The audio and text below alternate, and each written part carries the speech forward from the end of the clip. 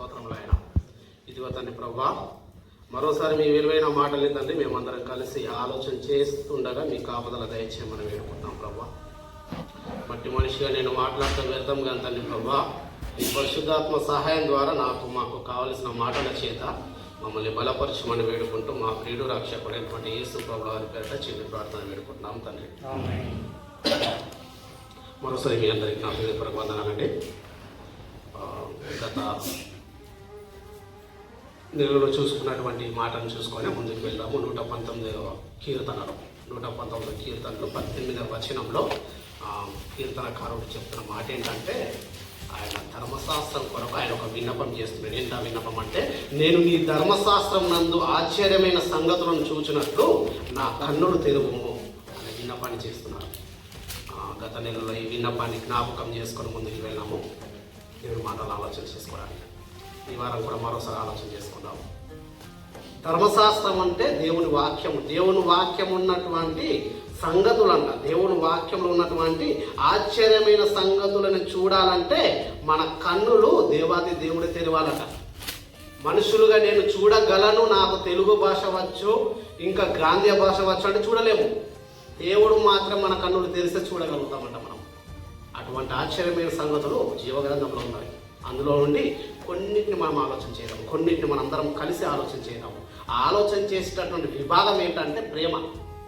నాకు చాలా బాగా గుర్తున్నది, ఫిబ్రవరి 14 ప్రేమికుల రోజు. ప్రతి సంవత్సరం ప్రేమికుల రోజు అయిపోయిన తర్వాత సంఘంలో అవకాశము మార్కనకు వస్తుండే. యువజకుల సంఘంలో ఉన్నప్పటి నుండి ప్రతిసారి గుర్తు చేస్తుంది. నేను తమ్ముడు సంవత్సరం ఉండే వాళ్ళము కరెక్ట్ తెలియకుండా అలా చేస్తున్నాను. నాకు అవకాశము ప్రేమికుల రోజు కొరకు చక్కగా చెప్పేస్తుండే దేవుని ప్రేమని వివరిస్తాం.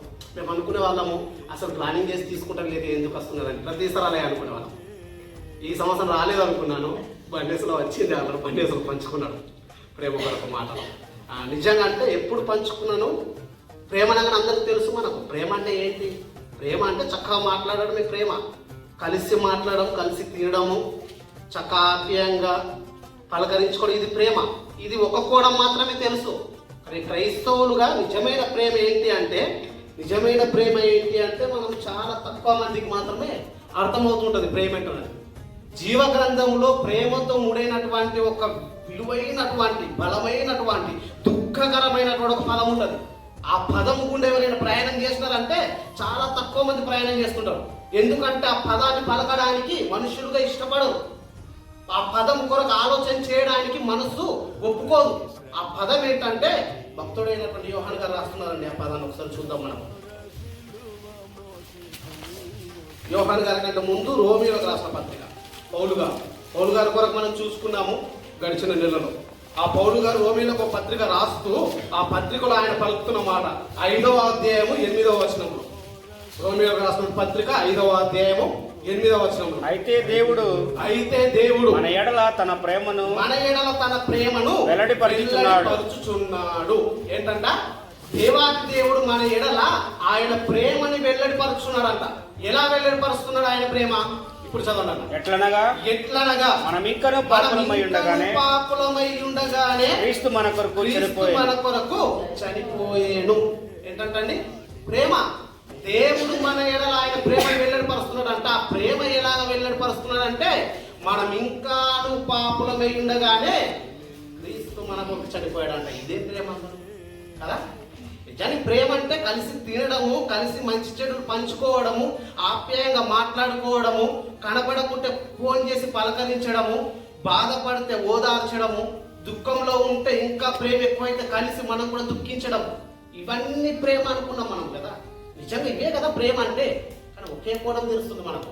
ఇంకొక కోణం ఏం మాట్లాడుతుందంటే ప్రేమ, దేవుని ప్రేమ మనుషులమైన మన పట్ల ఆయన వెల్లడిపరుస్తున్నారంట. ఆ ప్రేమ ఎలా వెల్లడిపరుస్తున్నాడంటే ఎట్లనగా మనం ఇంకాను పాపులమై ఉండగానే క్రీస్తు మన కొరకు చనిపోయాను.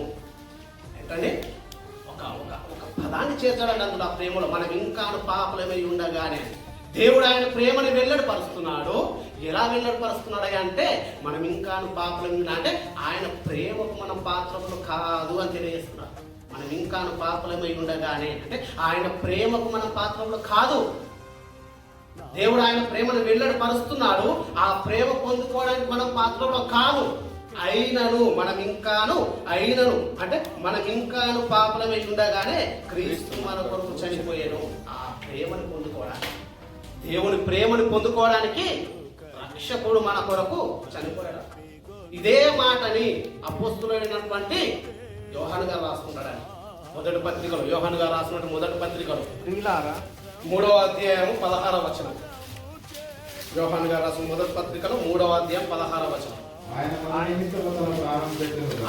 మన నిమిత్తము తన ప్రాణం పెట్టెను కనుక దీని వలన ప్రేమ ఎట్టిదని తెలుసుకొనుచున్నాము. ఏంటండి ఈయన మాట్లాడుతున్నాడు?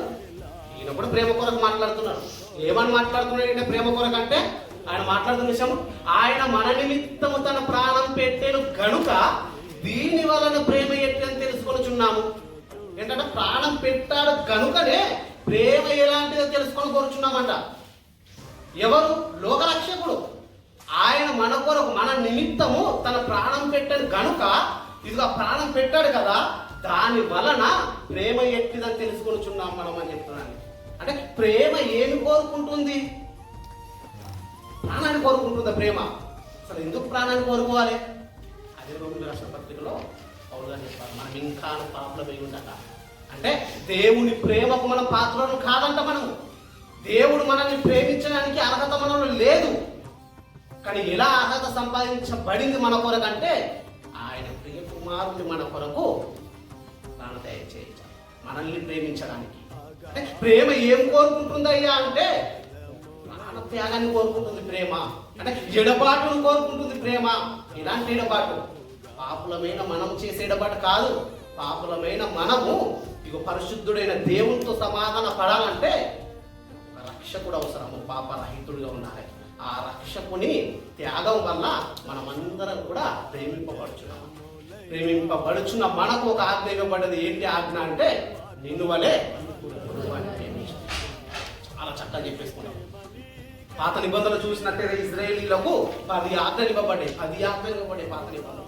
కొత్త నిబంధన వచ్చేసరికి యేసు ప్రభువులు 2 ఆజ్ఞలతో ముగించేస్తుంటాడు. 2 ఆజ్ఞలతో ముగించేస్తే ఏంటంటే, ఇదిగో నీ పూర్ణాత్మతో నీ పూర్ణ హృదయంతో దేవుణ్ణి ఆరాధించాలి. ఇంకొక ఆజ్ఞ ఏంటంటే, నిన్ను వలె నీ పొరుగు అని ప్రేమించాలి. చాలా తేలిక కనిపించేస్తుంది ఈ ఆజ్ఞ. అదే గ్రంథకర్త ఏమంటాడంటే, ఇదిగో ఆజ్ఞ చిన్నదైనదని మీరు అభ్యంతరాలకు వెళ్ళిపోతున్నారా అని మాట్లాడుతున్నాడు. అంటే ఆజ్ఞ చిన్నదిగా ఏంటంటే, చిన్నది అవ్వలేదు ఆజ్ఞ. ఆజ్ఞ అస్సలు చిన్నది అవ్వలేదు. ఆజ్ఞ చాలా పెద్దది. నిన్ను వలె నీ పొరుగు అని ప్రేమించు అనడంలో ధర్మశాస్త్రంలో ఉన్నటువంటి 10 ఆజ్ఞలు కూడా ఇమిడి ఉన్నాయి ఇందులో. నన్ను వలె నా పొరుగు అని ప్రేమిస్తే నేను దొంగతనం చేయను, పొరుగు అనేది ఏది ఆశించను నేను. ఎందుకంటే నన్ను వల్ల నా పొరుగు అని ప్రేమిస్తున్నాను. ఇంత గొప్ప ఆజ్ఞ కొరకు పౌలు గారు మాట్లాడుకుంటుందండి. 13వ అధ్యాయంలో కొరింథీయులకు రాసిన పత్రికలో ప్రేమ కొరకు చక్కగా మాట్లాడుతున్నాడు. ఆ వచనాలన్నీ కూడా ప్రేమకు సంబంధించినవి. ప్రేమ ఎలా ఉంటుందో తెలియజేస్తాడు. ఆ ప్రేమ డంబపడదని చెప్పుకుంటాడు. అంటే ప్రేమకు ఉండేటటువంటి ఆ వాత్సల్యతను చాలా అద్భుతంగా పదాల రూపంలో మన ముందు పెట్టినాడండి గ్రంథకర్త అయినటువంటి పౌలు గారు. ఒకసారి వెళ్దాం అక్కడికి. కొరింథీయులకు రాసిన పత్రిక ప్రారంభం నుండి ఆయన చెప్తున్న మాట, మనుష్యుల భాషలతోను దేవదూతల భాషలతోను నేను మాట్లాడినను ప్రేమ లేని వాడనైతే రోగడి కంచును గణగణలాడు తాళమునై యుందును.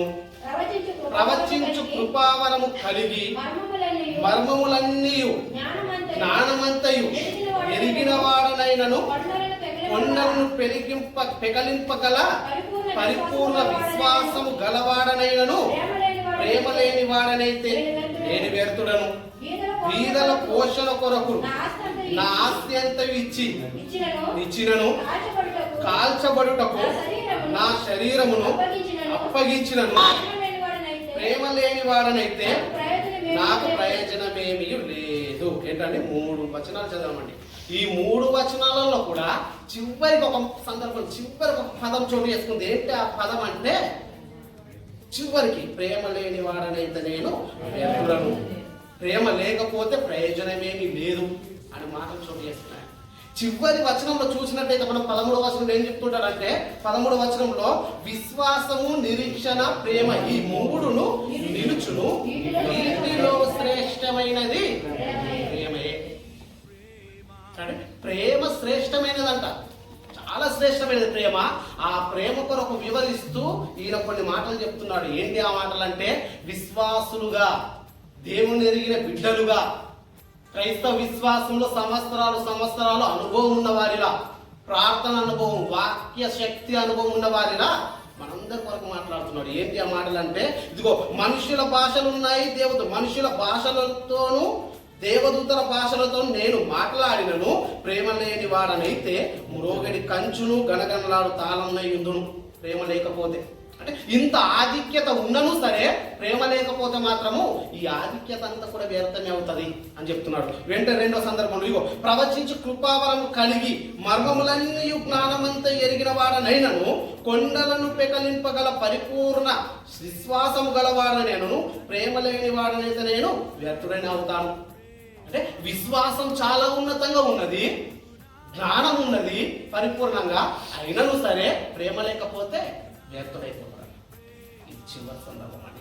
మూడవ వచనం అద్భుతంగా ఉంటుందండి. ఏంటంటే, బీదల పోషణ కొరకు నా ఆస్తి అంతయు ఇచ్చినను, కాల్చబడుటకు నా శరీరమును అప్పగించినను, ప్రేమ లేని వాడనైతే నాకు ప్రయోజనమేమీ లేదు.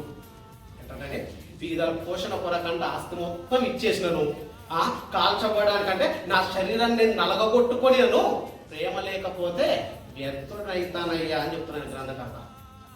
మనం ఆలోచన చేద్దాం ఒకసారి, నిలవబడి అందరం కలిసి. అసలు నాలో ప్రేమ లేకపోతే నా ఆస్తిని బీదల పోషణ కొరకు ఇస్తానని నేను అసలు ఆలోచన చేద్దాం. నాలో ప్రేమ లేకపోతే నా ఆస్తిని బీదల పోషణకు ఇస్తానా? ఇవ్వను కదా. ఒకరి ఎడల నేను జాలి చూపాలంటే, జాలి పొందుకునే స్థితిలో, అంటే అవసరతలో ఉన్న వారికి నేను ఏమైనా సహాయం చేయాలంటే నాకు ప్రేమ కావాలి ముఖ్యంగా. ఆ ప్రేమ లేకపోతే నేను ఒక 10 ధరమ్స్ కూడా తీసి సహాయం చేయలేని పరిస్థితి. కానీ గ్రంథకర్త మాట్లాడుతున్న మాటలు చాలా విచిత్రంగా ఉన్నాయి. మనకి ఏంటి ఆ విచిత్రం చోటు చేసుకున్నదంటే, బీదల పోషణ కొరకంట నా ఆస్తి అంతా ఇచ్చినను, నా శరీరాన్ని కాల్చేసుకున్నాను, ప్రేమ లేకపోతే వ్యర్థుడైపోతాను. ప్రేమ లేకపోతే వ్యర్థుడైపోతాను. అసలు ఏ ప్రేమ కొరకు మాట్లాడుతున్నాడు అది ఆలోచించేద్దాం. ప్రేమ అనగానే మనందరికీ తెలిసిపోయింది ఏంటంటే, నిజానికి ప్రేమను వివరించుకోవడానికి నిన్ను వలె నీ పొరుగు వాడిని ప్రేమించాలి అనే మాట ద్వారానే చాలా అనాథాశ్రమాలు వచ్చినాయండి. చాలా సంతోషమైన విషయం. చాలా అనాథాశ్రమాలు వచ్చినాయి. అందుకొరకే చాలా మంది సహాయం చేసినప్పుడు దాతల ముందుకు వచ్చినారు. అది ఒక్క వంతు అయితే, ఇంకొక మర్మముగా మాట్లాడుతున్న ఒక మాట ఉన్నది ఏంటంటే, ఇదిగో నీ ఆస్తి మొత్తం నువ్వు ఇచ్చేసినాను సరే ప్రేమ లేకపోతే నువ్వు వ్యర్థుడవుతావయ్యా అని చెప్తున్నాడు. అసలు ఏంటయ్యా, నాకు ప్రేమ లేకపోతే నా ఆస్తి నేను ఎలా ఇవ్వగలుగుతాను? నాకు ప్రేమ లేకపోతే నా శరీరాన్ని ఎందుకు నలవగొట్టుకుంటాను తోటి సహోదరుని కొరకు? అంటే నేను ఆలోచిస్తున్న ప్రేమ కాదా మీరు కోరుకుంటున్నది? మొదటి వచనంలో ఉన్నదండి, నిన్ను వలె నీ పొరుగువాడిని ప్రేమించిన ఆజ్ఞలోని మర్మం కాకుండా, నిన్ను వలె నీ పొరుగువాడిని ప్రేమించు. ఏంటంట, నిన్ను వలె నీ పొరుగువాడిని ప్రేమించు. ఇది చెప్తున్న మాట కదా. నేను నిన్ను వలె నీ పొరుగువాడిని ప్రేమించంటే మీకు చెప్తున్న మాట. మీరు ఆ పదాన్ని పలికినప్పుడు మీరు నాకు చెప్తున్న మాట, లేకపోతే ఎదుటి వాళ్ళకి చెప్తున్న మాట. అదే మాటని ఒకసారి ఆలోచన చేసుకున్నాం. యేసు ప్రభువు వారు చెప్పినారు, మనం నిన్ను వలె నీ పొరుగువాడిని ప్రేమించు అని. నేనేం చెప్పినానయ్యా అని ఆయన అడిగినాడు అనుకోండి, నిన్ను వల్ల నీ పొరుగువాడిని ప్రేమించినామని, అది సమాధానం ప్రశ్న అయిపోతుంది. అది నేనేం చెప్పినానయ్యా మీకంటే, నన్ను వలె నా పొరుగువాడిని ప్రేమించమని చెప్పాలి. నన్ను వలె నా పొరుగువాడిని ప్రేమించాలి. అసలు నన్ను నేను ఎలా ప్రేమించుకుంటున్నాను తెలియాలి. నన్ను నేను ఎలా ప్రేమించుకుంటున్నాను? చక్కని బట్టలు వేసుకుంటున్నాను, పోషకరమైన ఆహారం తింటే ఇదేనా ప్రేమ అంటే? కాదు. నన్ను వలె నా పొరుగువాడిని ప్రేమించాలి. నన్ను ఎలా ప్రేమించుకున్నానయ్యా అంటే, ఇదిగో ప్రేమలో ఉన్నటువంటి మర్మాన్ని ఎరిగినాను. నేను ప్రేమింపబడడానికి నాకు అర్హత లేదు, అర్హత నేను పొందుకున్నానని తెలుసుకున్నాను. నేను రోమియోకు రాసిన పత్రిక 5:8 వచనం ద్వారా, మా మొదటి పత్రిక యోహాను గారు రాసిన పత్రికలో 3:16 వచనం ద్వారా తెలుసుకున్నాను. నేను ఎలా ప్రేమింపబడ్డానో తెలుసుకున్నాను. ప్రేమింపబడ్డ నేను నన్ను వలె నా పొరుగువాడిని ప్రేమించాలి. నన్ను నేను ఎలా ప్రేమించుకున్నానయ్యా అంటే, ఇదిగో నా ఆత్మ అగ్నిపాలవ్వకుండా ప్రేమించుకున్నాను. నా ఆత్మను అపవాది ఎత్తుకెళ్లకుండా ప్రేమించుకున్నాను.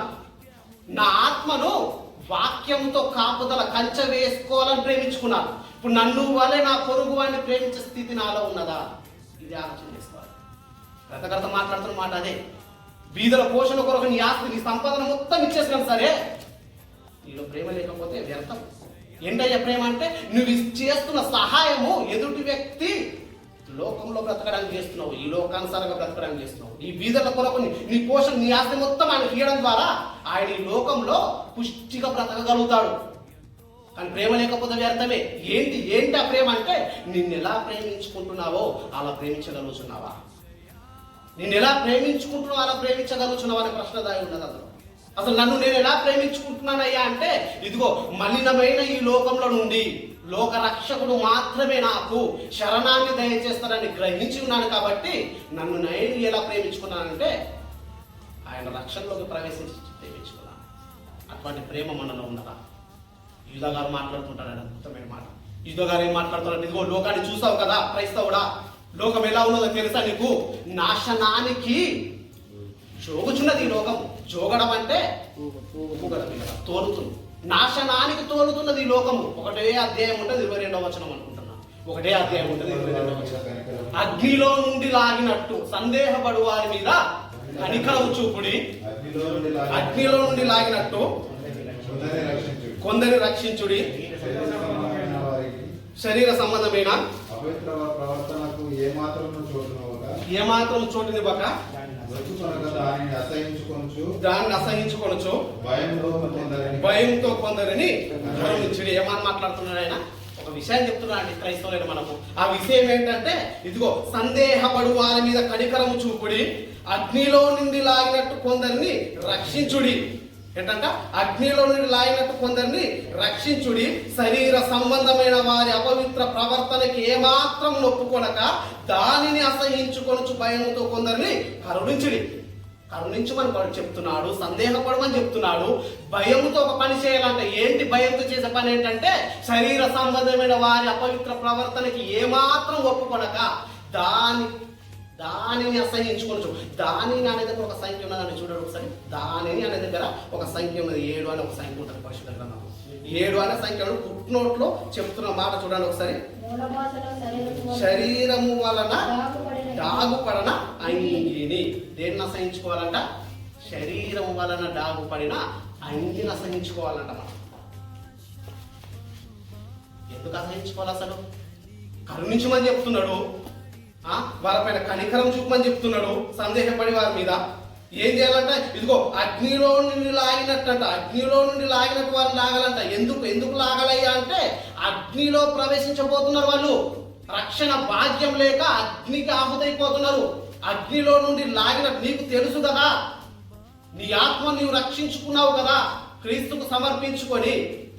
నీవు తెలుసుకున్నావు కదా క్రీస్తు రక్తం వలన నాకు శరణమని తెలుసుకున్న నీవు తెలుసుకోకపోతే ఎలాగైతే అగ్నిలో పడేవాడివో, నీవు తెలుసుకున్న తర్వాత ఎలాగైతే అగ్నిలో నుండి రక్షింపబడ్డావో, ఇది అగ్నిలో పడడానికి ఉన్నవారు ఉన్నారు అక్కడ, వారిని రక్షింపయ్యా అని చెప్తున్నారు. వారిని రక్షించడానికి పని చేయు అని చెప్తున్నాడు. ఎలా చేయాలయ్యా పని అంటే, ఇదిగో చూడు, అగ్నిలో లాగినట్టు కొందరిని రక్షించుడి, శరీర సంబంధమైన వారి అపవిత్ర ప్రవర్తనకి ఏమాత్రం ఒప్పుకొనక దానిని అంటే శరీరం వలన డాగుపడిన అంగిని అసహించుకొనుచు భయముతో కొందరిని కరుణించుడి. ఈ ప్రేమ అసలు ఈ ప్రేమ మనం చేస్తున్నామా? ఆలోచన చేసుకున్నామా సార్? ఈ ప్రేమ పంచడానికే సువార్త కార్యక్రమం. ఈ ప్రేమని పంచడానికే అందరం కూడా ప్రయాసపడి నేర్చుకోవడం కావచ్చు, ప్రకటన చేయడం కావచ్చు, పురుగొరుపుకుంటూ ముందుకెళ్ళడం కావచ్చు. ఇవన్నీ కూడా ఈ ప్రేమ కొరకే. కానీ మనుషులలో ఈ ప్రేమని కరువైపోయింది. కారణం ఏమేమి ఉంటుంది? ప్రేమకు అర్థం తెలియలేక. నేను ప్రేమింపబడ్డ స్థితి నాకు తెలిస్తే నేను ఎదుటి వారిని ఎలా ప్రేమించాలో అర్థమవుతుంది నాకు.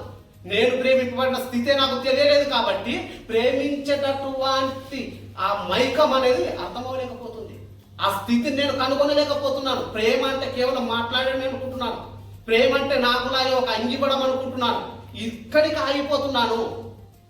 కానీ ప్రేమ అంటే వీటన్నిటికంటే ఉన్నతమైనది ఒకటి ఉన్నది. ఏంటంటే, ఇదిగో నా ఆత్మను నేను కోరుకున్న నేను ఎదుటి వాణి ఆత్మ కూడా నరకం నుండి తప్పించడానికి నా వంతు ప్రయత్నం నేను చేయాలి. ఏంటి ఆ ప్రయత్నం అంటే, సువార్త ప్రకటించడం. ఎవరైనా చేశారంటే గడిచినటువంటి నెలలో చూసుకున్నాం. పౌలు గారు అదే పని చేశాడు. పౌలు గారు చేసిన పని, ఉన్నతంగా చేసిన పని ఏంటంటే ఆయన పొరుగువాన్ని ప్రేమించడం. నిన్ను వల్ల నీ పొరుగువాన్ని ప్రేమించడానికి ఆయన కంగణం కట్టుకొని మరి చేశాడు ఆ పని. ఎంతలా చేశాడంటే 8వ అధ్యాయంలో, కొరింథీ రాసిన పత్రిక 8వ అధ్యాయంలో చివరి మాట ఏముంటదంటే, ఇదిగో నా సహోదరునికి అడ్డం కలిగిన ఎడల నేను మాంసాన్ని తినడం మానేసుకుంటాను అంటాడు. మాంసాన్ని తినడం మానేసుకుంటాను అంటాడు. సహోదరునికి ఆటంకమైన ఎడల దాంట్లో ఏమున్నది ప్రేమ అంటే ఉన్నతమైన ప్రేమ కనిపిస్తుంది. అంటే ఒక సహోదరునికి ఆటంకం కలగకుండా నా నోటిని కూడా కాచుకుంటాను, అంటే నా ఆహారాన్ని సహితం నేను మానేసుకుంటాను. నేను మాంసం తినడమే నా సహోదరు ఆటంకం అయితే అది కూడా నేను మానేసుకుంటాను అంటాడు ఆయన. 9వ అధ్యాయంలో చివరి వచనంకి వెళ్ళేసరికి ఏం చెప్తుంటాడంటే, ఇదిగో ఎదుటి వారికి ప్రకటించిన తరువాత నేను భ్రష్టుడనైపోదునేమో అని తన శరీరాన్ని నలగొట్టుకుంటాడట ఆయన. ఏం కనిపిస్తుందంటే ప్రేమ కనపడుతుంది. ఈ దినాన్ని అలాంటి సేవకులుగా ఉన్నాం. ఎవరిమైనా ఎదుట ప్రకటించి వెళ్ళిపోయే సేవకులుగా ఉండాలి తప్ప ప్రకటించిన తరువాత ఇగో గాలి కొట్టినట్టు నేను పోట్లాడడం లేదు. కానీ ఒకవేళ ఇతరులకు ప్రకటించిన తరువాత నేనే భ్రష్టుడైపోదునేమో అని నా శరీరంలో కొట్టి దానిని లోపరుచుకొనిచున్నాను. ఎందుకు లోపరుచుకొనిచున్నావయ్య అంటే శరీర క్రియలు చాలా నీచమైనవి. ఇంతకుముందు ఆత్మ సంబంధమైన కార్యాలు చూసినాం. దాని పై వచనంలో ఏముంటాయంటే గలతీ రాసిన పత్రిక 5వ అధ్యాయంలో శరీర కార్యాలు ఉంటాయి. శరీర కార్యాలు నీచమైనవి. కాబట్టి ఏమంటున్నా ఆయన, శరీరాన్ని నల్లగొట్టుకొని లోపరుచుకుంటున్నాను. ఎందుకయ్యా లోపరుచుకుంటున్నా అంటే నా తోటి సహోదరికి రక్షణ సువార్త ప్రకటించిన నేనే అదే కానీ ప్రకటించిన నేనే భ్రష్టుడైపోదునేమో అంటే ప్రకటించిన నేనే భ్రష్టుడైపోతే విన్నటువంటి వాడికి వెళ్ళిపోతాడు. అంతే కదండి సమాజం ఇప్పుడు చూసేది అదే కదా. నా తండ్రి సిగరెట్ పడుతూ మందు తాగుతూ నన్ను తాగొద్దంటే నా మాట ఒకరోజు ఉంటాను గౌరవం ఇచ్చి, ఇంకోసారి ఏమంటానంటే నీవే తాగి వస్తున్నావు తాగుబోతులాగా ఇష్టం వచ్చినట్టు రోజు 4 డబ్బులు సిగరెట్లు తాగుతున్నావు, మనం నాకు చెప్తున్నావు అనమాట. ఎప్పటి వరకు గౌరవం ఇంతవరకు ఆపేసిన తర్వాత ఆ మాట అనేస్తాను. ఆ స్థితి కాకుండా తండ్రిగా వ్యవహరించేటటువంటి పౌలు గారు చెప్తున్నారు ఏంటంటే, నేను ప్రకటిస్తున్న సువార్త ఉన్నది కదా, ఆ సువార్త ప్రకటించిన తరువాత శరీర కార్యాల ద్వారా నేనే భ్రష్టుడైపోతానేమో అని నా శరీరం నలగొట్టుకుంటున్నానయ్యా, లోపరుచుకుంటున్నాను నా శరీరం. అది ప్రేమ. స్టెఫెను గారు చూపించిన ప్రేమ మనకు తెలుసు. అపోస్తలుల కార్యం 7వ అధ్యాయంలో 60 లేదా 59వ వచనంలో ఉంటుంది. ఆయన చంపబడుచున్నప్పుడు కూడా ఆయన పలుకుతున్న మాట ఏంటంటే, వీరేం చేయించున్నది వీరికి తెలియదు, వీరికి క్షమించయ్యా అంట. అది ప్రేమ అంటే. ఎందుకయ్యా అంత ఉన్నతంగా ప్రేమ చూపిస్తే ఎందుకయ్యా అంటే ప్రేమలో ఉన్న మాధుర్యం తెలుసుకున్నాడు. ప్రేమ అంటే ఇదిగో అన్నం పెట్టడం కాదు, ప్రేమ అంటే ఇదిగో బట్టలు ఇవ్వడం కాదు, వాటికంటే ఉన్నతమైనది ఒకటి ఉన్నది ఏంటంటే వారి ఆత్మను ప్రేమించడము. పొరుగు అని ఆత్మను ప్రేమించాలనే విషయం తెలుసుకున్నాడు. కాబట్టి ఆయన చంపబడుచున్నాడు, నిందల పాలవుతున్నాడు. ఆయన కోరుకుంటున్న విషయం ఏంటంటే, దేవా వారిని క్షమించు దేవా. ఆయన దర్శనంలో చూస్తున్నటువంటి ఉన్నతమైన మాటలు ఉంటాయి. స్వయంగా యేసు ప్రభువుల వారితో మాట్లాడుతుంటాడు. దర్శనంలో ఆయన కొట్టబడి దర్శనంలో చూస్తుంటాడు. మహాసింహాసనం ఎదుట యేసు ప్రభువులో నిలబడి ఈయన తొంగి చూస్తున్న యేసు ప్రభువులతో విన్నపం చేస్తున్నాడు, వీరిని క్షమించయ్యా, నా పైన రాళ్ళు వేసుకోవాలి. ఉన్నతమైన ప్రేమ కదా. అలాంటి ప్రేమ కరువైపోయి ఎటువంటి స్థితికి వచ్చిందంటే సంఘానికి కానుకలు ఇవ్వకపోతే నాశనం అయిపోతారు అనే స్థితికి వచ్చింది. సేవకుడు పులిపీటుగా నిలబడి, పులిపీటుకు ఉన్నటువంటి ఆధిక్యత కూడా తెలియకుండా పులిపీటకున్న ఆధిక్యత. పాత నిబంధనలో మందసం ఉంటుందండి. మందసముని జారిపోతుంటే ఉజ్జాన ఒక వ్యక్తి పట్టుకున్న ఉజ్జానే కదన్నా, ఉజ్జాన ఒక వ్యక్తి జారిపోతున్న మందసం తగిలినందుకు చనిపోతాడు తక్షణమే. అంత శ్రేష్టమైనటువంటిదిగా మందసం కనిపించేది. ఆ కోవకు సంబంధించినదే దేవుని యొక్క పులిపీఠం. దేవుని యొక్క మర్మమైన విషయాలు బోధింపబడేది. అక్కడ నిలబడి కూడా ఏ మాటలు పలుకుతుంటారంటే, సంఘానికి కానుకలు ఇవ్వడం లేదు, నాశనం అవ్వాలి. ఎవరు నాశనం అవ్వాలి చెప్తున్న ఆయన పతనము చిన్నగా వెళ్ళిపోతున్నారు. అబద్ధమైన మాటలు ఏమి తెలుసుకోలేకపోతున్నాను నేనంటే, దేవుని యొక్క శక్తి తెలియడం లేదు నాకు. అంత్యకాలంలో ఉంటుంది ఆ పరిస్థితి నేర్చుకున్నాం గడిచిన వారంలో.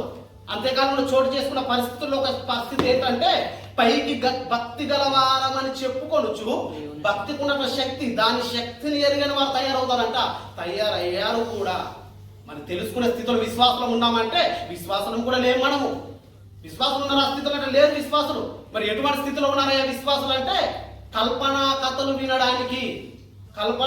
వినడానికి వారికి అనుకూలమైన బోధకులను తయారు చేసుకునే స్థితిలో విశ్వాసులు కాలం వస్తుంది అన్నాడు. కానీ నిజానికి వచ్చేసింది ఆ కాలం. ఆలోచన చేయదాం ఒకసారి.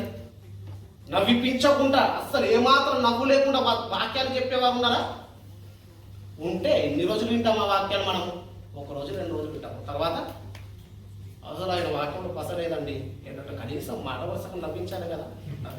ఎలా నవ్వించాలండి? యేసు ప్రభుల శిలువ పైన మరణించినాడు అనుకుంటే నవ్వించుదామా?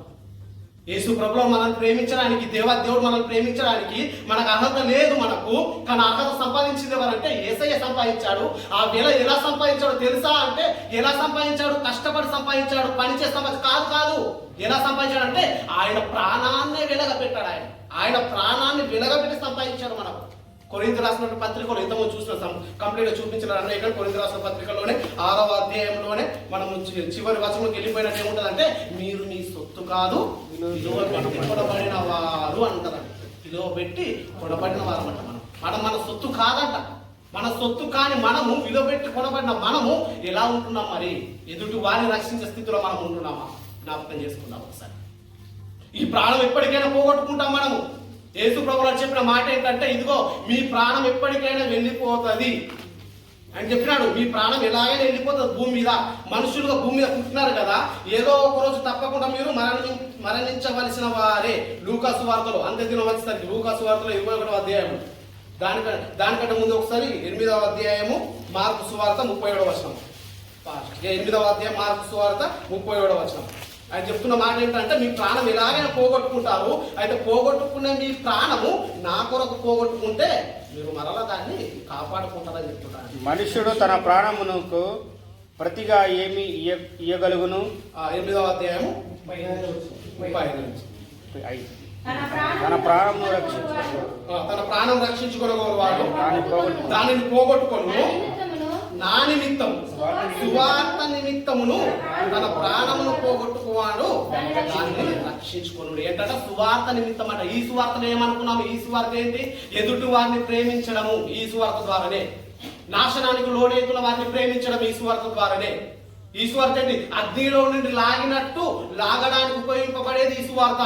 ఈ సువార్త వలన పోగొట్టుకుంటానంట ప్రాణము, మరలా దక్కించుకుంటామట మనం ఆ ప్రాణము.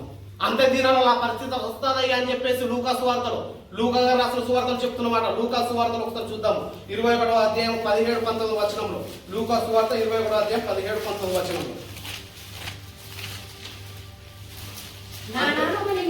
నా నామము నిమిత్తము మీరు మనుషులందరి చేత ద్వేషించబడుదురు, కానీ మీ తల వెంట్రుకలలో ఒకటైనను నశింపదు. ఏంటంటే అంత దినాలు చెప్తున్నమాట. అంత దినాలు పరిస్థితులు వస్తాయని చెప్తూ, నా నామం నిమిత్తం అంటే నా సువార్త నిమిత్తము మనుషులందరి చేత ద్వేషింపబడతారు, కానీ మీ తల వెంట్రుకలలో ఒకటి కూడా నశింపదు.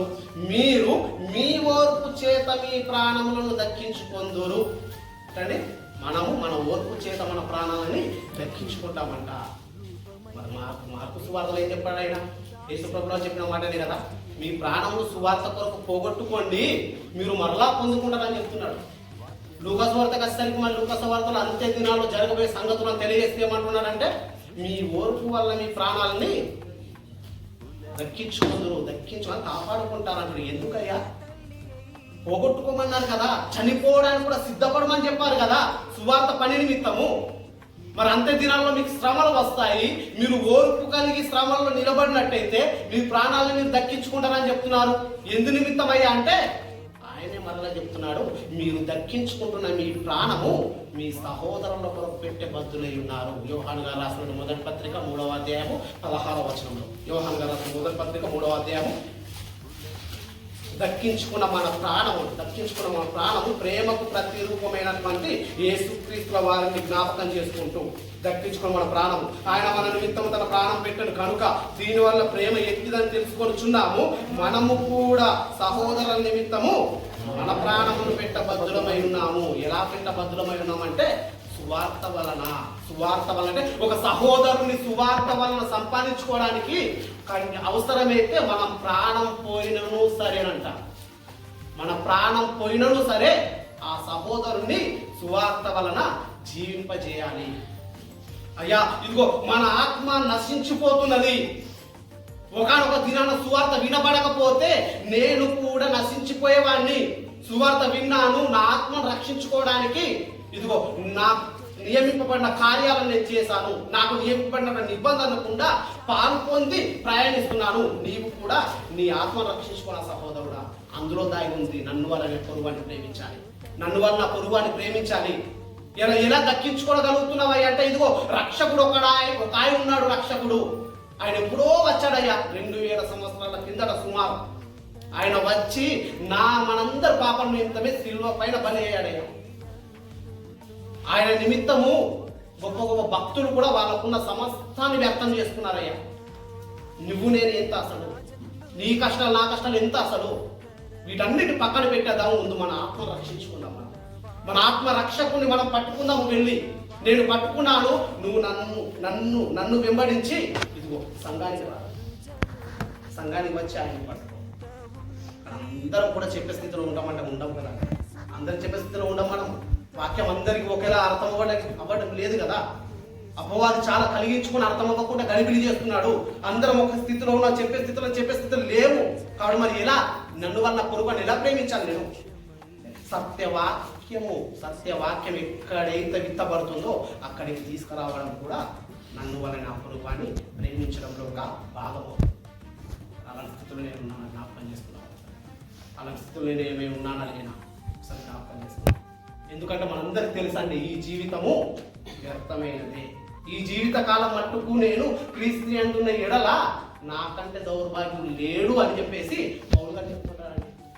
అంటే ఈ జీవిత కాలం మట్టుకే కాదంట క్రీస్తునందు ఉండడం. అంటే యుగ యుగాలు జీవితం ఉన్నది. ఆ జీవితంలో కూడా నేను క్రీస్తుతో పాటు ఉండాలంటే ఈ జీవములో ఉన్నప్పుడే నేను చేయాల్సిన కొన్ని కార్యాలు ఉన్నాయని చెప్తున్నాను. చేయాల్సిన కార్యాలు కొన్ని ఉన్నాయి. సంపాదించుకొనినను సరే ఇతరులను ప్రేమించడానికి సంపాదించుకోవాలి. నేను ఏ కార్యం చేసినా సరే ఇతరులని క్రీస్తులు నిలబెట్టడానికే చేయాలని చెప్తున్న మాట ఉంటే, కానీ ఆ మాటలు మనకు అర్థమవుతున్నాయంటే సంపాదించుకోకూడదని బైబిల్ చెప్తుందా అంటే లేదు, సంపాదించుకోవాలని చెప్తుంది వాక్యము. సంపాదించుకున్న వాక్యము ఇతరుల కొరకు ఎలా ఖర్చు పెడుతున్నాము? ఇతరుల కొరకు అంటే సువార్త కొరకు ఎలా ఖర్చు పెడుతున్నాము? సంపాదించుకోవడానికే బ్రతుకుచున్నావా లేదా బ్రతకడానికే సంపాదిస్తున్నావా? చాలా చాలా భేదాలు కలిగిన మాటలు కదా. ఎందుకు సంపాదిస్తున్నా అసలు ఇది పూర్తిగా అసలు నేను మొత్తానికి 1000 సంవత్సరాలు ఇక్కడ బ్రతుకుతానే రీతిలో సంపాదన ఉన్నదా?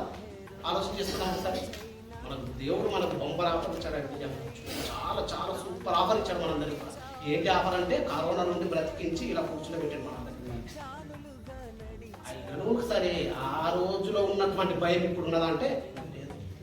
ఆ రోజు ఉండే భయం ఎలాంటిదంటే బిక్కు అనుకుంటూ దేవా ఎందరో వెళ్ళిపోతున్నారు తండ్రి, ఎందరో మేము చూస్తున్నంత వెళ్ళిపోతున్నారు తండ్రి. ఇదిగో నన్ను బ్రతికించి తండ్రి, నా పిల్లలు నాదవుతారయ్యా, నా కుటుంబం అనాథవుతుందయ్యా, దేశం కానీ దేశం ఉన్నాను, చనిపోతే నా పార్థిక దేహాన్ని కూడా ఇంటికి పంపిస్తానయ్యా, నా ఇంటి దగ్గర కూడా ఏం అవ్వకుండా చూడండి అయ్యా. వాళ్ళు చనిపోయి నేను వెళ్ళడం కుదరదు. ముట్టుకొని ప్రశాంతంగా ముట్టుకొని ఏడవడం కూడా కుదిరే స్థితి నుండి బయటపడ్డ వాళ్ళం. ఎలా బయటపడ్డాము? ఇమ్యూనిటీ శక్తి ఎక్కువని భయపడ్డాము అది కదా. కేవలము దేవుని శక్తి, ఆయన ప్రేమ. ఆయన ఎలా ప్రేమించారంట మనం ఇంకా పాపలమై ఉండగానే ఆయన కుమారుని మన కొరకు పైన మన పాపాలు ఆయన పైన ఉంటుంది. ఈ విషయాన్ని అర్థం చేసుకుంటే ప్రేమకున్నటువంటి ఆంతర్యం అని మనకు తెలుస్తారు.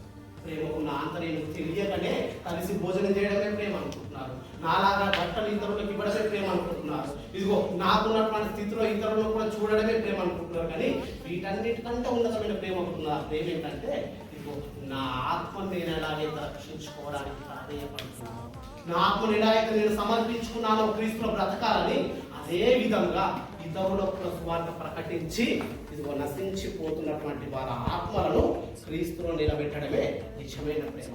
ఈ ప్రేమ మర్చిపోయి ఇష్టానుసారం బ్రతకడానికి ఇష్టపడుతున్నారు. వీలైతే సహోదరుల నిమిత్తం అంట మనం ప్రాణం పెట్ట భద్రమై ఉన్నమాట. ఆ స్థితిని ప్రశ్నించే మాట, ప్రశ్నిస్తూ మనకు ముందుకు తీసుకెళ్తున్న మాట ఒకసారి చూసుకుందాం. సామెతల్లోకి వెళ్ళి చివరి మాట, ప్రశ్నిస్తూ మనం ముందుకు తీసుకెళ్తున్న మాట. ఆ మాటతో నేర్చుకున్నాం. ఒకసారి ఆలోచన చేసుకున్నాం అందరూ కూడా. అసలు నా పరిస్థితి అలా ఉండదా? ఉండలేకపోతుంది. ఎందుకు నా పరిస్థితి అలా? ఎందుకు రక్షణ తీసుకొని రక్షణలో పరిగెడుతున్న నేను 24వ అధ్యాయం 11వ వర్షం 24వ అధ్యాయం 11వ వర్షంలో మాట్లాడుతున్న మాట. 24వ అధ్యాయము, చావునకై పట్టబడిన వారిని నీవు తప్పించు, నాశనమందు పడుచు జోగుచున్న వారిని నీవు రక్షింపవా. ఏంటండి? ప్రశ్నతో మనకి వదిలేస్తున్న మాట. ప్రశ్నతో వదిలేస్తున్న మాట. ఇగో చావునకై పట్టబడిన వారిని నీవు తప్పించుము. నీవంటే రక్షింపబడినటువంటి నేను. చావుకై పట్టబడుతున్న వారంట, వాళ్ళని తప్పించాలి నేను. అదే కాదు, నాశనమందు పడుటకు జోగుచున్న వారు ఉన్నారు, వాళ్ళని రక్షింపవా? రక్షింపబడిన నీవు వాళ్ళని రక్షింపవా? రక్షింపబడిన నేను ఎటువంటి స్థిరత్వంలో ఉన్నాను నేను జ్ఞాపకం చేస్తున్నాను. ఎటువంటి స్థిరత్వంలో నేను ఉన్నాను ఎదుటి రక్షించాలంటే? అపోస్తులైన పౌలు గారు నిబంధన చేసుకుంటున్నాడు. అటువంటి నిబంధన నాలో ఉన్నదా? ఎదుటి వారికి చెప్తున్న నేను, ఎదుటి వారితో మాట్లాడుతున్నటువంటి నేను, ఎదుటి వారికి దేవుని శక్తి కొరకు మాట్లాడుతున్న నేను. ఒక సమయం వస్తుంది, ఆ సమయంలో నా శరీరం నన్ను క్షీణించిపోయేలా చేస్తుంది. నా శరీర కోరిక దేవుని కోరిక బ్రతకకుండా నన్ను చేస్తుంది. అటువంటి ఈ భ్రష్టత్వం కలిగిన శరీరాన్ని నలగొట్టుకుంటాననే నిబంధన మనకున్నదా? ఆలోచించేద్దామంట. నలగొట్టుకుంటాను ఈ శరీరాల నిబంధన మనకున్నదా? ఆ నిబంధన లేకనే క్రైస్తవులు అంటే చిన్నచూపు అయిపోయిందండి లోకానికి. క్రైస్తవులు అంటే చిన్నచూపు అయిపోయింది. చెప్పడం మాత్రం చెప్తారు, బ్రతకడంలో లేదు వాళ్ళలో అని చెప్పేసి చిన్నచూపు అయిపోయింది లోకానికి. వాటన్నిటికీ సవాలుగా నిలబడేటటువంటి శక్తి మనలో ఉన్నదా? జ్ఞాపకం చేసుకున్నాం ఒకసారి. మీరు అందరు గమనిస్తున్నారండి. ఇక్కడ హెచ్చరికలు ఇవ్వడానికి కొత్త వాళ్ళు నిలబడుతున్నారు. కారణం ఏంటి అంటే సువార్త ఆగకూడదు. ఎవ్వరు ఎటువంటి పరిస్థితుల్లో తెలియదు. ఒకరు షుగర్ ఉంటే, ఒకరికి మా హార్ట్ పేషెంట్గా ఉన్నారు. అంటే ఒక్కొక్కరు ఒక్కొక్క పరిస్థితిలో ఉన్నాము, ఒక్కొక్క రుగ్మతలతో ఉన్నాము. ఏ దినం ఏం జరుగుతుందో తెలియదు. నేను వెళ్ళిపోతే ఈ స్వార్థ ఆగకూడదని ఒక తపనతోనే అందరిని కూలికొడుతూ నిలబెట్టడం జరుగుతుంది. అందరిని కూలికొడుతూ నిలబెట్టడం కారణం ఏంటంటే అంటే ఎవ్వరం కూడా శాశ్వతం కాదు. మీరు ఈ అబుదాబిలో ఏ సంఘాన్నైనా గమనించండి. సంఘ కాపరి ఇండియా వెళ్తే వేరే సంఘంలో నుండి వచ్చి వాక్యాన్ని చెప్పే వాళ్ళు కనబడతారు మనకు. కానీ మన సంఘంలో అలా ఉండదు. ఎవరున్నా లేకున్నా నడుస్తూనే ఉంటుంది పరిచర్య. సిద్ధపడిన వారికి పరిచర్య కొరకు సిద్ధపడిన వారికి పరిచర్యలో కొనసాగిస్తూనే ఉంటాం. ఏంటి కొలత ఏంటయ్యా? వాళ్ళు ఏమైనా ఎక్కువ కానుకలు ఇస్తున్నారా? ఏమన్నా ఎక్కువగా వాళ్ళు ప్రయాసపడుతున్నారా అంటే కాదు. సాక్ష్యం మాత్రమే చూస్తున్నాం. సాక్ష్యం బాగున్నదా? అర్హునివి నువ్వు పరిచర్య చేయడానికి. ఈ జీతంతో సంబంధం లేదు. అటువంటి స్థితిని దేవుడు కలిగేస్తాడు గాస్పల్ యూనివర్సల్ మినిస్ట్రీస్లో. ఆ స్థితిని గుర్తెరుగుదాం మనమందరం కూడా. ఆ స్థితిని గుర్తెరిగి ఇదిగో చెప్పే పరిస్థితులు నేను లేకున్నాను సరే, అని చెప్పబడుతున్నటువంటి వాక్యం ఉన్నది కదా, సత్యం వివరింపబడుతున్న సంఘం ఉన్నది కదా, ఆ సంఘానికి స్తంభంగా నిలబడతానని నిబంధన చేసుకొని నిన్ను వలె నీ పొరుగువాడిని ప్రేమించు అనేటటువంటి సంపూర్ణమైనటువంటి ఆ వాక్యాన్ని మన జీవితంలో నెరవేర్చడానికి ప్రాధాన్యపడడం ప్రార్థన చేస్తున్నాం అందరం. మహోన్నత స్తోత్రాలపై నాకుండా సృష్టికర్త వేల వందనాలు తండ్రి. అవును దేవా ప్రభువా, 1000 సంవత్సరాల నుండి తండ్రి ప్రభా మమ్మల్ని ప్రేమిస్తున్నారు. మీకు స్తోత్రములు నాయన. 10 సంవత్సరాలు తండ్రి మా జీవితంలో గడిచిపోతున్నాయి తండ్రి ప్రభా. విశ్వాసులుగా చెప్పబడుచున్నాము, క్రైస్తవులుగా పిలువబడుతున్నాము తండ్రి. మీరు ఇచ్చినటువంటి ఆజ్ఞని తండ్రి ప్రభా అర్థం చేసుకోవడంలో విఫలమవ్వమో మాకు తెలియదు తండ్రి ప్రభా. ఇదో తండ్రి మీరు ఇచ్చిన ఆజ్ఞను జ్ఞాపకం చేసుకుని తండ్రి ప్రభా నన్ను వల్ల నా పొరుగువాడిని ప్రేమించాలి అనే ఆజ్ఞను మరలా మాకు జ్ఞాపకం చేసిన దేవానికి స్తోత్రములు ఆయన తండ్రి ప్రభా. నిజంగా దేవ తండ్రి ప్రేమించడానికి మీకు అర్హత లేదు తండ్రి ప్రభా. అర్హత లేని మమ్మల్ని ప్రేమించినాడు దేవా ప్రభా. అవును తండ్రి ప్రభా, మీ ప్రియ కుమారుని ద్వారా తండ్రి ప్రభా మమ్మల్ని ప్రేమించినారు. స్తోత్రం ఆయన. ఆ ప్రేమ వెల్లడిపరిచినారు. మీకు వందనాలు తండ్రి ప్రభా. అట్టి ప్రేమను మేము జ్ఞాపకం చేసుకుంటున్నాం. మేమందరం కూడా తండ్రి ప్రభా ఒకరి ఏడల ఒకరు ఎలాంటి ప్రేమ కలిగి ఉన్నామో మరలా జ్ఞాపకం చేసిన దేవానికి స్తోత్రం. అవును తండ్రి ప్రభా, క్రైస్తవ సమాజాన్ని చూసి తండ్రి ప్రభా లోకులు నవ్వుతున్నారు తండ్రి ప్రభా. దేవా చెప్పడం మాత్రం ఉన్నది కానీ బ్రతుకుల్లో చూపించడం నవ్వుతున్నారు తండ్రి. ఆ నవ్వుల పాలు అవ్వడానికి మమ్మల్ని కారకులు చేయొద్దని వేడుకుంటాం తండ్రి. మేము కారకులుగా ఉండకుండా మమ్మల్ని నిలబెట్టుమని వేడుకుంటున్నాం దేవా. ఇదిగో దేవా తండ్రి ప్రభా పౌరు గారు చేసుకున్న నిబంధనలు మాకు జ్ఞాపకం చేయమని వేడుకుంటాం తండ్రి. అవును దేవా తండ్రి ప్రభా, వీలైనంత మటుకు తండ్రి ప్రభా మేము ఈ దేశంలో ఉన్నంత మట్టుకు తండ్రి ప్రభా, ఈ భూమి మీద ఉన్నంత మట్టుకు తండ్రి ప్రభా, ఒక్కరినైనా తండ్రి ప్రభా మీ కొరకు నిలబెట్టేటటువంటి సామర్థ్యతలో మమ్మల్ని నిలబెట్టమని వేడుకుంటున్నాం. నిబంధన జీవితంలో మమ్మల్ని ప్రవేశపెట్టమని వేడుకుంటున్నాం. విత్తబడిన వాక్యం తండ్రి ప్రభా మాలో నుండి అపవాది దొంగిలించకుండా కాపుదల ఇచ్చేమని వేడుకుంటాం. మా ప్రియుడు రక్షకుడు అయినటువంటి యేసు ప్రభువు వారి పేరిట చిన్ని మాటలు వేడుకుంటున్నాం తండ్రి. ఆమేన్.